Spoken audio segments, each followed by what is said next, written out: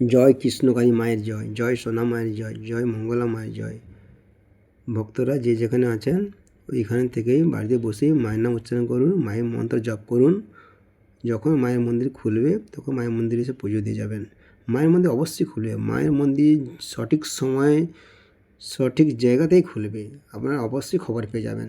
কোনো কিছু ইউটিউবার ওদের ভিউজ বাড়ানোর জন্য উল্টাপাল্টা ভিডিও প্রচার করছে, ওরা আনন্দ পাওয়ার জন্য। জানি না ওর মধ্যে কী কী মজা আছে ওদের মধ্যে। আপনারা যারা ভক্ত আছেন, যারা মায়ের প্রকৃত ভক্ত, তাদেরকে বলছি আপনারা বিশ্বাস ভক্তি সহকারে এগিয়ে যান, ভক্তি রাখুন, হাতে কাজ করুন আর মুখে মায়ের নাম জপ করুন। জয় কৃষ্ণকালী মা জয়, জয় সোনা মা জয়, জয় মঙ্গলা মা জয়। মা ছিল, মা আছে, মা থাকবে। আজ লাখো লাখো ভক্ত মায়ের উপকার পাচ্ছে, উপকার পেয়ে যাবে। মায়ের ঘোর কলিযুগের জাগ্রত মা কৃষ্ণকালী মা।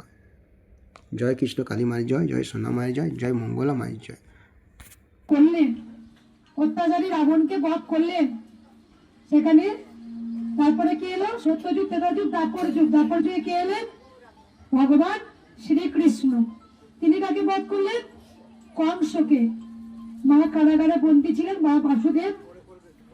সেখানে দেখুন রক্ষা তো হলো, তোমাকে বধিবে যে গোকুলে বাড়িছে সে, তোমাকে যে বধ করিবে সেও ঠিক সেরকমই তৈরি হচ্ছে। সেও যাবে কিভাবে নিজেকে রক্ষা করতে হয়, তার সন্তানদের রক্ষা করতে হয়। কলিতে এলেন কে? কলিতে এসেছিলেন মহাপ্রভু চৈতন্যদেব, শ্রী চৈতন্যদেব মহাপ্রভু।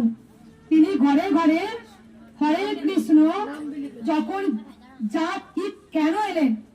কেন ভগবান শ্রীকৃষ্ণ অবতার হয়ে মহাপ্রভু এলেন? কেন? তখনকার দিনে জাত বিবেতে এত এত বড়াই ছিল, এত বড়াই। সেখানে বলা হতো চারাল চন্ডাল যারা, তাদের মুখ দেখত না। আর সেই রাস্তা দিয়ে গেলে পারে যেত না। নটি বিনোদিনী তিনি একটা বলেছিলেন পদ্ম ফুল আর ডাটিটা সোনার করেছিলেন। তার চালালরা বলছেন, তারা বলছেন যে আমাকে পদ্মটা দাও, সোনাটা তোমরা নাও। কিন্তু পায়ে পিষে তাদের মেরেছিল। আর সেই সময় মহাপ্রভু চৈতন্যদেব হরে কৃষ্ণ বলতে বলতে যখন রাস্তা দিয়ে যাচ্ছে, তাই নিচ মুচি মেথর এইগুলো তো আমরা বিচার করি। মহাপ্রভু চৈতন্যদেব তাদেরকে আগলে আগলে ধরছে, আর সবাই মহাপ্রভুর চরণে লুটিয়ে পড়ছে পদ্ম ফুল দেওয়ার জন্যে। তাই জাবনের ঘরে হারিস এসছিলেন। হারিস হচ্ছেন হরিদাস। তিনি হরে কৃষ্ণ নাম সংকীর্তন বিলাইছে বলে তাকে চাবুকের আঘাত মারছে, আর তত তিনি বলছেন হরে কৃষ্ণ হরে কৃষ্ণ।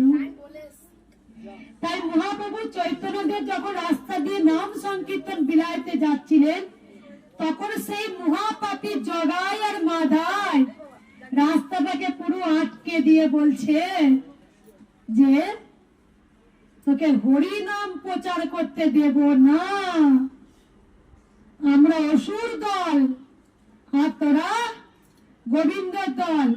সেই খলকত্তান তুলে নিয়ে ভাঙচুর আর চারাল নিচ মূর্খ বলে তাদের গালাগাল দিতেন, তাদের কোনো সম্মান দিতেন না।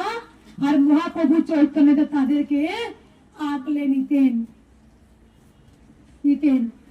জগন্নাথ কেন বলছেন? ভগবান শ্রীকৃষ্ণ দ্বাপর যুগের পর তিনি এলেন জগতের নাথ।